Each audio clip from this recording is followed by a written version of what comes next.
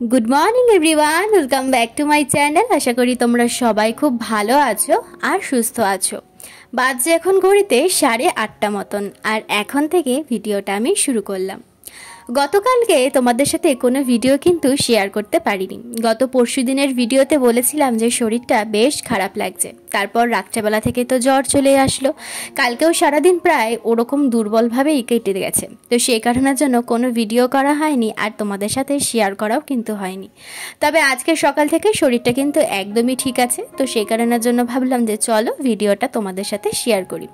तो घुम थेके उठे पड़ेছি, बासी काजकर्म हয়ে গেছে আর ওদিকে ওর ব্রেকফাস্ট বানানো হয়ে গেছে। এখন চলে এসেছি বাসি বিছানাটা তুলে নেওয়ার জন্য। তো আজকে সকালবেলা ব্রেকফাস্টের জন্য বানিয়েছি রুটি আর সুজি। প্রত্যেক দিন তো আর একই জিনিস খেতে ভালো লাগে না, তো সেই কারণের জন্য নয় কোনো দিনও সুজি করি, নয় তরকারি, বা কোনো দিনও শাশুড়ি মায়ের থেকে শেখা আর কি চিনির পরোটা, তারপর আরও আছে স্যান্ডউইচ, এরকম টুকটাক আর কি চেষ্টা করি প্রত্যেক দিন ঘুরিয়ে ফিরিয়ে দেওয়ার। কারণ প্রত্যেক দিনই কারোরই একই খাবার খেতে কিন্তু ভালো লাগে না। অনেকবারই ওকে বলা হয়েছে যে সকালবেলা রুটিটা না খেয়ে 9:30টার সময় যখন বেরাচ্ছ একটু গরম গরম সিদ্ধ ভাত হোক বা যাই হোক ভাত খেয়ে যাও। তবে ওর সকালবেলা ভাত খেতে একদমই ভালো লাগে না, তো সেই কারণের জন্যই প্রত্যেক দিনের ব্রেকফাস্টে ওর জন্য রুটি থাকে।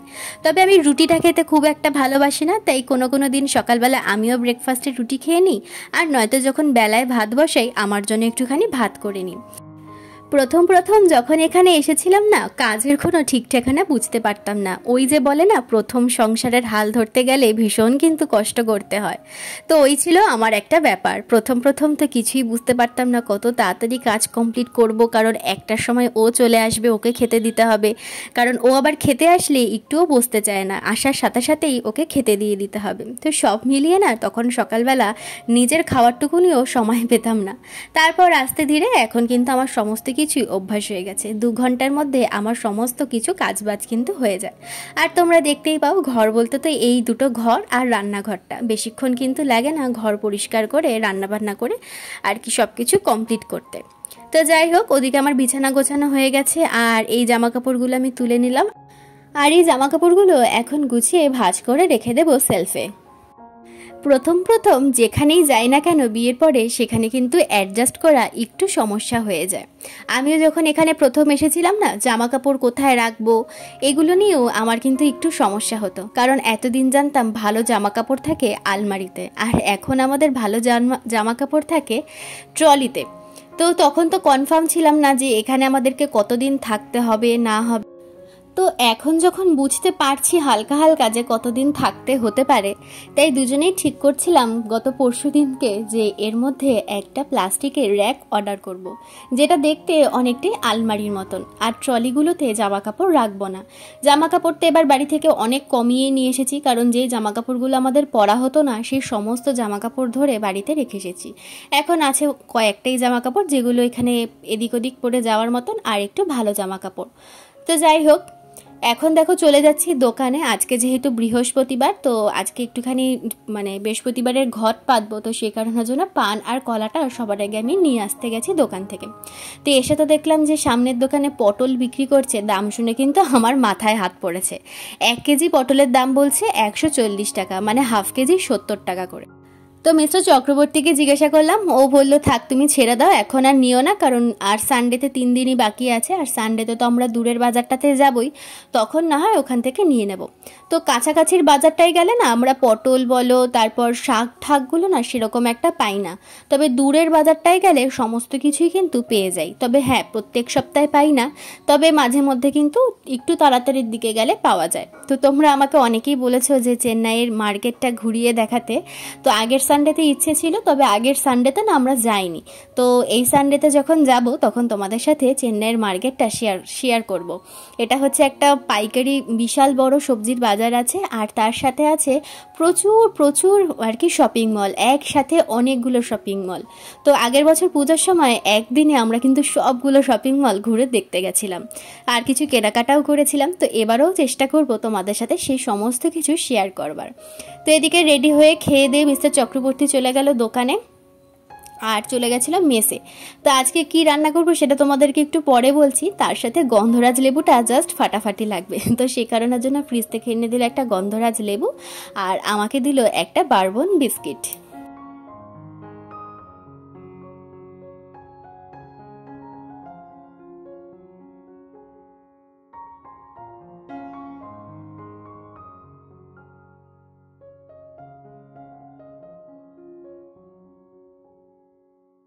তো দেখতেই পেলে মিস্টার চক্রবর্তী চলে গেল অফিসে, আর যাওয়ার আগে যে বিস্কিটটা দিয়ে গেল সেটা এখন বসে পড়েছি খেতে। তো কাজে কর্মে হাত দেওয়ার আগে একটুখানি ভালো করে পেট পুজো করে নিলে কাজে কর্মে কিন্তু একটু এনার্জি লাগে। আর বাইরের ওয়েদারটা দেখেছো, সকালবেলা কি রোদ, আর একটুখানি বেলা হতে না হতেই মানে আধ ঘন্টা কি 1 ঘন্টার মধ্যেই এরকম কিন্তু মেঘ করে এসেছে। মনে হচ্ছে বৃষ্টি হবে, কিন্তু বৃষ্টি হবে বললেও বৃষ্টি কিন্তু আর হচ্ছে না। তো যাই হোক, আর বিস্কিটটা খেয়ে এখন দেখো চলে এসেছি রান্নাঘরে ভাতটা বসিয়ে দেওয়ার জন্য। আর আমিও কিন্তু আজকে সকালবেলা ভাত খাবো, তো সেই কারণের জন্য একবারই ভাতটা বসিয়ে দিলাম। আর ইন্ডাকশানে তো ভাত হতে না খুব বেশিক্ষণ সময় কিন্তু লাগে না, ওই 15 মিনিটের মধ্যে কিন্তু ভাত একদম রেডি হয়ে যায়। আর এখন দেখো চলে এসেছি আজকে যা যা রান্না করব সেই সমস্ত সবজি কিন্তু কাটার জন্য।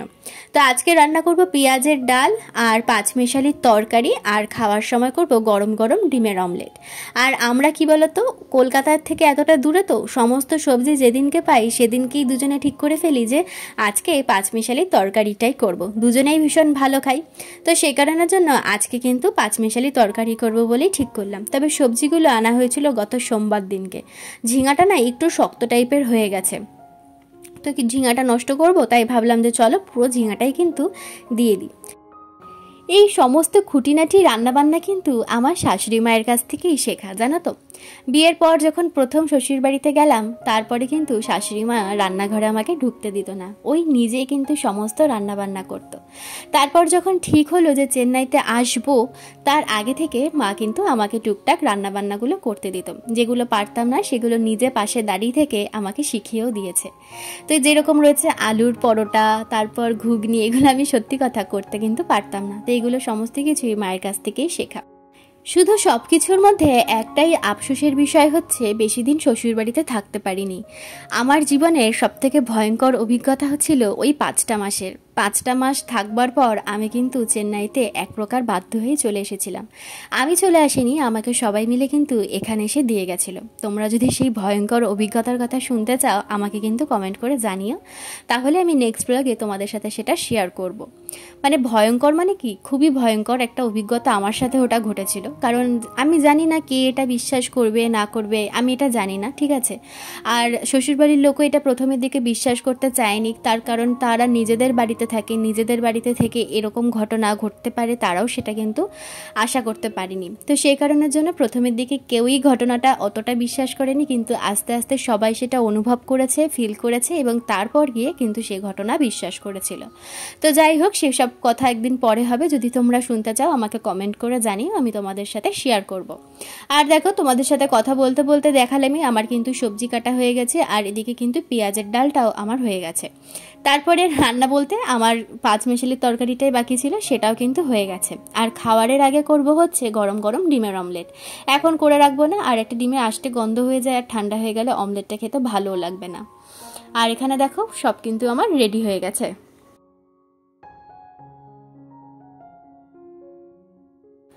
তো রান্নাঘর পরিষ্কার করে প্রত্যেক দিনের মতন চলে এসেছি ঘর মুছতে। সকালবেলায় আমার ঘর ঝাড় দেওয়া হয়ে যায়, সেটা তোমাদেরকে আগেই বলেছি। আর জানো তো, এখন বাইরে থেকে এত সুন্দর হাওয়া দিচ্ছে, ফ্যানটাও কিন্তু চালাতে হচ্ছে না। এই যে এই ঘরটা মুছছি না, জানলাটা জাস্ট খুলে রেখেছি, কি সুন্দর হাওয়া দিচ্ছে বাইরে থেকে। এই রোদ উঠছে, এই মেঘ করছে, আবার এই এত সুন্দর সুন্দর কিন্তু হাওয়া দিচ্ছে, মনটা কিন্তু একদম পুরো জুড়িয়ে যাচ্ছে। মনে হচ্ছে এর মধ্যে যাই একটুখানি সমুদ্রের পাড়ে গিয়ে হাওয়া খেয়ে আসি। আমাদের ঘর থেকে সমুদ্র জানো তো মাত্র 1 ঘন্টার ডিস্টেন্স। আগে মাঝে মধ্যেই কিন্তু চলে যেতাম দুজন মিলে সমুদ্রের পাড়ে, তবে এখন একটু রুটটা চেঞ্জ হয়ে গেছে, ট্রেন লাইনটা বন্ধ হয়ে গেছে, তো সেই কারণের জন্য অনেকটা ঘুরে যেতে হয়। তো রোদের মধ্যে না অতটা ঘুরে যেতে ইচ্ছা করে না, তো সেই কারণের জন্য বেশ অনেকগুলো দিন হয়ে গেছে সমুদ্রের পাড়ে কিন্তু আমরা হাওয়া খেতে যাইনি। লাস্ট গেছিলাম বোধহয় সেই ফেব্রুয়ারি মাসে। তো যাই হোক, ঘরঠর মুছে এখন দেখো চলে এসেছি বাইরের উঠানটা ধুয়ে দিতে। আর পাশের ঘরের আন্টিটা আমাকে বলছিল যে আমি সকালবেলা এখানে কিন্তু ধুয়ে দিয়েছি। তো আমি বললাম যে ঠিক আছে, তবুও একবার আমি ধুয়ে দিই। কারণ কি বলতো, এই যে গাড়িটা দেখতে পাচ্ছ না, যে পাশের ঘরে আঙ্কেল থাকে, উনি কিন্তু সারাদিনের মধ্যে 4-5 বার গাড়িটা নিয়ে শুধু যায় আর আসে। আমার ঘরের সামনের দিক দিয়ে যায়, তো সমস্ত নোংরা কিন্তু আমার ঘরের সামনেটাই হয়ে থাকে, মানে পুরো বালি বালি। তো সেই কারণের জন্য স্নান করবার আগেই বলেছিলাম এই জায়গাটা আমি একটু জল দিয়ে ভালো করে ধুয়ে দিই। তো যাই হোক, চলো আজকের জন্য ভিডিওটা এখানেই শেষ করে দিলাম। দেখা হচ্ছে আগামীকাল নতুন আর একটা ভিডিও নিয়ে। ততক্ষণের জন্য সবাই সুস্থ থেকো, ভালো থেকো। আর আমার ভিডিও যদি তোমাদের ভালো লেগে থাকে তাহলে অবশ্যই আমার চ্যানেলটা সাবস্ক্রাইব করে দিই, কিন্তু আমার পাশে থেকো। আর আরেকটু বেশি ভালো লাগলে একটা লাইক করে দিই। তাহলে আজকে এখানেই শেষ করলাম, টাটা।